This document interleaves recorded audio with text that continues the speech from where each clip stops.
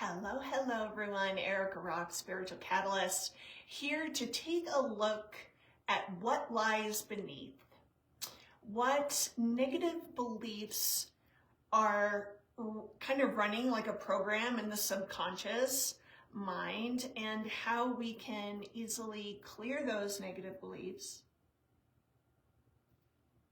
like that. I always love to look in all the shadowy, dark nooks and crannies of my psyche, of my energetic makeup, the things that I believe, the patterns that keep showing up, and burning it all to the ground and starting over with this amazing rebirth, like the phoenix rising from the ashes. So if that sounds good to you, stay tuned. So the other day, I was in an energy session, and during that session, I received a download about how we can use negative self-talk, which is a negative belief about yourself,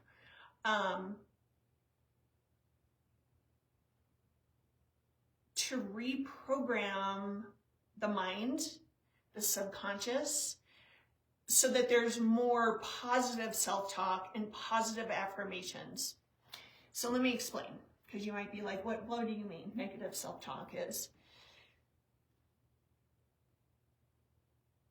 So when we have negative self-talk, it is the mind taking the opportunity to show us a limiting belief that we have about ourselves. And because we don't really perceive it like that, we resist the negative self-talk. It feels like it's pounding us down. It's this incredible ridicule that like gets us under its thumb and starts to squeeze the love and the peace and the joy and all of that luscious human stuff we get to experience here in a body right out of us, because we're not really understanding this negative loop that's going on. So if we perceive it as, oh, my mind is just showing me where I've got a negative belief about myself, and then the million-dollar question to ask, well, what is true? What is true? And listening for an answer about that. So I had this woman that I'm connected with on Facebook. She totally inspires me. I've watched her journey. She's a pole dancer, and I watched her journey from like day one until like over a year later, and now she's dancing at a club, and she makes these beautiful, raw, real videos of her practicing pole. And it takes a lot of courage and guts to put yourself out there like that. And she gives off a strong energy of confidence. And yesterday she shared in absolute tears how she's got such a challenge getting up and making these videos, dancing at the club and everything, that, you know, she's human and she struggles, and she has a very heartbreaking story of her past. And she was talking about if my mind would just stop telling me I need to be better and thinner and prettier and this, and like, you're just not enough. The mind is just like constantly telling you how you're not enough, you're not good enough, you need to change this needs to be better. And we long for the peace that comes with wiping all of that inner dialogue clean and just, I am enough. I am enough. And I feel like what I'm going to share here today you can start taking the steps to get there. So, a negative narrative or a negative statement pops up into your mind. See it for what it is, an opportunity to clear it. Our mind is not trying to like hunt us down and to torment us. But the mind will show us where we're not in alignment with our truth, with our authenticity, with the love that we are, the mind will take every opportunity. So, say your mind, it's some version of you're not enough. We get this a lot. It's like a spiritual virus that goes around. You're not enough. So we are aware of it. Step one, become aware. Oh. Step two, just kind of observe it. And observe your body-mind system when the mind says the phrase that is hurtful, the negative self-talk. We want to be aware, observe it, and create some, pause and create some space and scan where your body feels uncomfortable, tight, heavy, condensed, restricted, when the mind has that thought. So, we've got this mind-body connection, so the mind has a thought. Okay, where does the uncomfortableness show up in my body? And then you want to bring your focus and attention to that place. And you might have several places in the body, but focus on the one that's screaming the most, that's the most uncomfortable. Bring your focus and attention on that. Breathe into that space. Because that is where this negative self-talk is living. Think of your body like a garden, right? And we've got, gardens get weeds. And this limiting self-talk is a weed. And so you want to track, where is that living in my body? Where is it vibrating? Bring all your focus and attention there. Breathe into that space and use the command. All that this is, all it was created from, I uncreate, delete, destroy, uncreate, delete, destory it all through all relevant time, space, dimension, and reality. And you take a big breath into the space, exhale, and now you want to test it. You want to test to see how much it's let go. So you do that phrase again, that version of I'm not good enough, whatever it was. So you think the thought, observe, and see if the sensation arises in the same place in the body. Does the sensation get stronger, lesser? Does it remain the same, or does it move? Those are typically the four things that will happen. And if it's moved, then you just bring your attention to that other space, that other part of the body. Breathe into that. For all that this is, all it was created from, I uncreate, delete, destory it all through all relevant time, space, dimension, and reality. Another big breath in, release it, and then notice what you notice. And we want to kind of keep at this, and I found this to be pretty fast and effective. We want to kind of keep at this until the sensation, the uncomfortable sensation within the body that's connected to the negative self-talk, the negative belief, dissipates to a level of 1 or 2. Because that lets us know it's leaving, it's unfurling, it's letting go.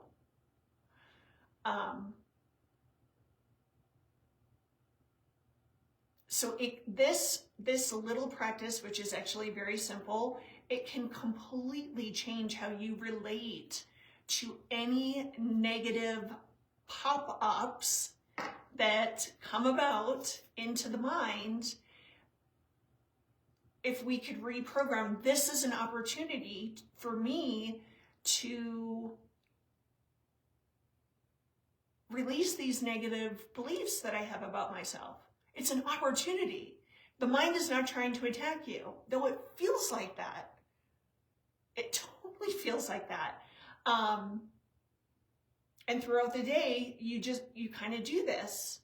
And then before bed, what I like to do, I like to journal, like write down some of the negative beliefs that spontaneously popped up out of nowhere for typically no reason or a small reason. Like you walk by a mirror and you're like, my thighs are fat. I'm looking, I'm looking old. Then whatever it is, I like to kind of write down the negative beliefs that popped up during that day. And then again, before I go to bed, just do a check-in to see, I go through them, and this does not take long. I go through them and see if anything uncomfortable arises in the body, and then do the practice of like breathing, holding space.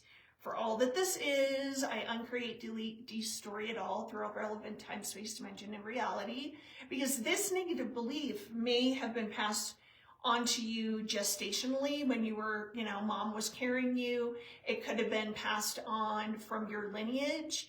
It could have been something that you kind of picked up. Maybe you were, as a teenager, you were looking through all these magazines, and what we're taught is that beauty looks like this, and you've got to be like a size 0, and you've got to like have perfect hair, perfect makeup, no pores. God forbid you get any wrinkles from natural aging process. And for men, it's the same. You've got to have this body, you've got to have these muscles, you've got to look like this. This is something we create. We're looking at these magazines, and then we're comparing how we look to what we see as what represents beauty in our culture, and then we create a negative belief out of it.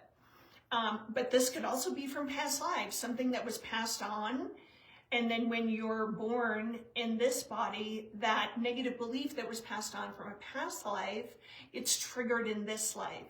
And it gets triggered in this life so you can finally break the pattern and be free of this negative belief that you have about yourself. So again, takeaways from this: the mind is not trying to torture you. Swear to God, it's not trying to torture you. It will take the opportunity to show you where you have negative beliefs about yourself. And then we do mind-body connection. Where does my body flare up? Become aware, observe, create space, and then do the command protocol. And I totally just ADHD'd all over yourself, all over you. So let's get back to before bed. I write these things down, do another check-in, and then I do what I call a dream assignment, where I petition my higher self,